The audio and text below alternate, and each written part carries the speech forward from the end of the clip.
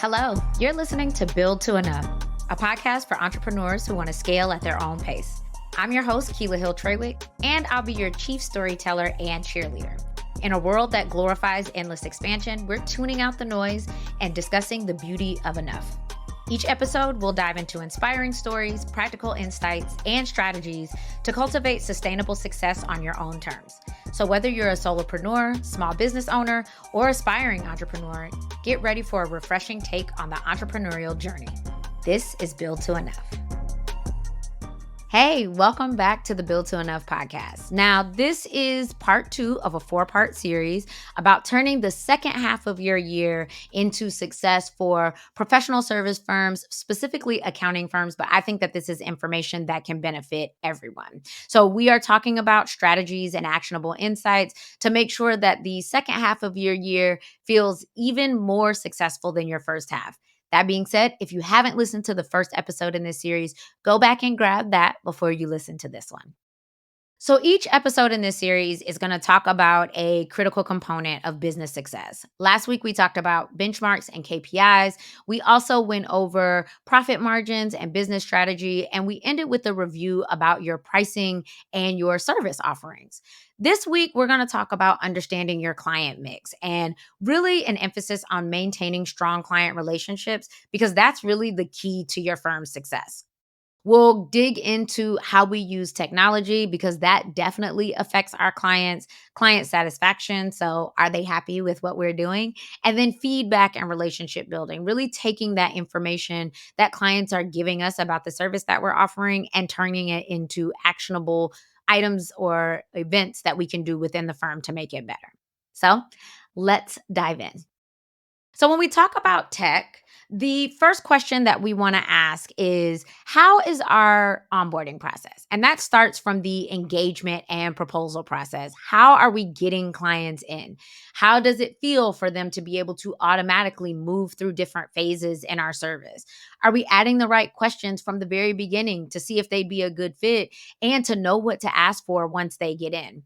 And part of that starts with, do we have the correct client mix? And probably a better question, are we targeting the right people? And so the reason that I bring this up is because our ability to implement technology, to be able to use it to automate a bunch of things in our service is partly dependent on whether or not we are bringing in clients that are going to use it and are the people that we're already serving using the technology that we've brought in. So many firms and agencies, accounting firms specifically, will build out this whole new process using technology, and then the clients are not using it. They are going around the portal and sending an email or calling you instead of updating the chat functionality or email structure that you've put in place. And this can be especially hard for legacy clients that you're trying to bring forward. And so, as we're in the middle of the year, one of the things you want to look at is, are people using it properly? Does it work? Like, was it supposed to create an automation that triggered you to do something and it didn't? But we were in the middle of a busy season and you didn't have time to fix what was broken. When you're thinking about the right clients, it may not be that they're the wrong clients. The tool just isn't working as expected, or clients aren't being redirected to tell them that they should be uploading their documents there or replying to you in a very specific place. Onboarding is going to be really important because this is where you set the expectation for everybody that's working with you. Is it a very structured, step by step driven process that's using technology? Or are you giving the impression that you're going to do everything manually and then kind of throwing them into technology once they start working with you? That technology assessment is also going to tell you whether or not you need to keep some of the clients that you currently have. So, one of the things that we saw at Little Fish is that we implemented a rubric of sorts that kind of reviewed our client makeup and said, are we still the right fit for them? And are they the right fit for us? And that was made up of a couple of different metrics: responsiveness, so client behavior. Are they responding when we need them to? Are we able to, because they're responding on time, do the things that we promised, like pay estimated taxes or schedule their tax planning calls? Do we find them to be rude or dismissive? That's really important. I want my team to keep wanting to work here. And it is very hard to do that when people treat them badly. Also, do we think that they are the right fit for what we're offering? Are they making enough to really be able to actually afford our services? And again, take advantage of the value that we offer. For example, tax planning may not be as helpful for you if you are constantly running a loss. We at least want to bring it up to you so we're having a conversation about that.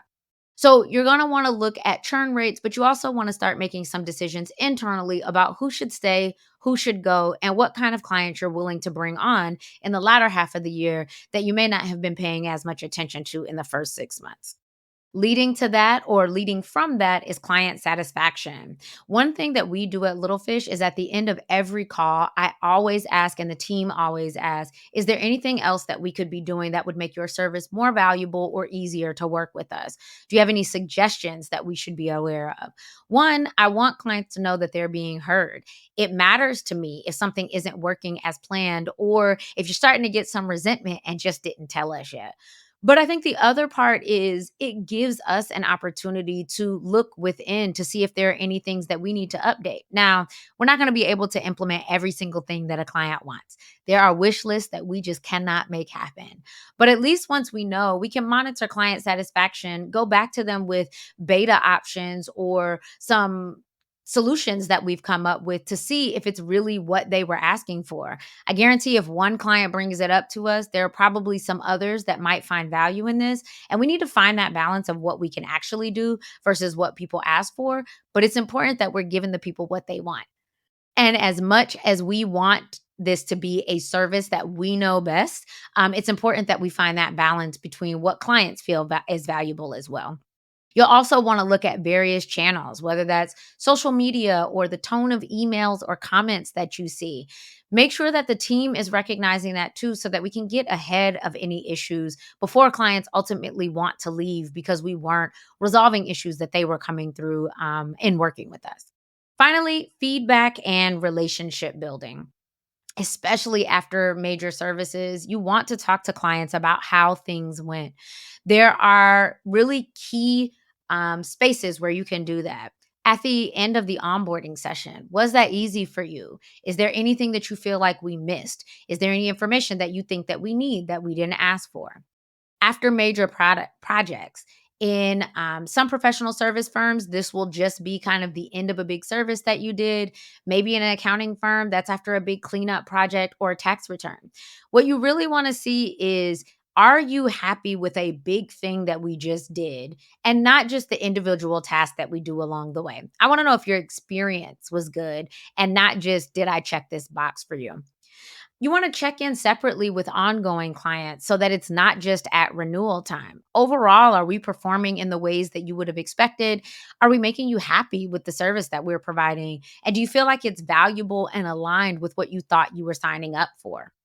As we start thinking about this, you want to ask questions of yourself and your team to say, are there any gaps in our engagement process that could improve relationships? Are there any things that we could be doing better to make sure that not only are we a better referral partner, right? We want clients to tell other people that we are really good at what we do for them. And building a good client experience is going to make that even easier for them to do. Ultimately, the client mix and your client relationships are going to play a huge impact and be a huge factor in how you manage the second half of your year. The clients that we have loved working with, we want to make sure that we keep them happy. And the clients that we don't feel as happy working with and maybe don't feel like are as happy working with us, we want to assess whether it's still a good fit. We want to determine before we get to renewal whether they should come back or whether we should offboard them with care, giving them a soft place to land with maybe a referral partner that could be a better fit for them. Ultimately, we want to enhance transparency so everybody knows exactly what to expect from each other in this partnership. And we want to make sure that we are giving what we promised in terms of the client relationship. Thank you so much for listening to this week's episode. If you have any questions, we'd love to hear from you at podcast@littlefishaccounting.com, just so that we can have some insight on how the first half of your year went and whether anything specific came up for you that you want to be paying special attention to in the second half. Thanks for listening. Next week, we'll be back with part 3 of 4 of this series. We want to say thank you again to Ignition for sponsoring this series. Ignition is giving you the opportunity to try them out for free, which I highly recommend. We have loved using Ignition from our proposal process to the first invoice being paid. It's made our jobs really easy and a seamless process for our clients. Not only do you have the opportunity to get it easy and get paid quicker, they include engagement letters and a clear scope of work so that you're setting really good client expectations from the beginning. Click the link in our show notes to get started with a free trial. Thank you for tuning in to another episode of Build to Enough. If you enjoyed today's episode, don't forget to subscribe, rate, and share the love with your fellow entrepreneur friends. And make sure to sign up for the Build to Enough newsletter. The link is in the show notes. Stay tuned for more episodes as we continue to redefine success one intentional step at a time.